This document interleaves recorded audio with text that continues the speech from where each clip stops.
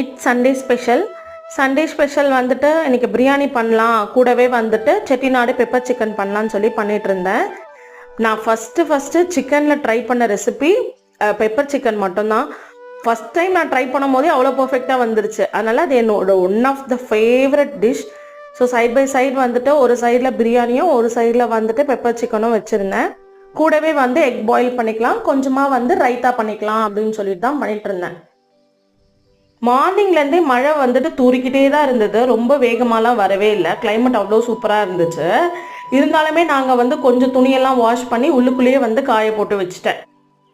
இந்த week Sun டிவியோட movie collections அவ்வளோ சூப்பராக இருக்குது. மார்னிங் ஜெயம் போட்டிருந்தாங்க, ஃபுல்லாக பார்த்து முடித்தோம்.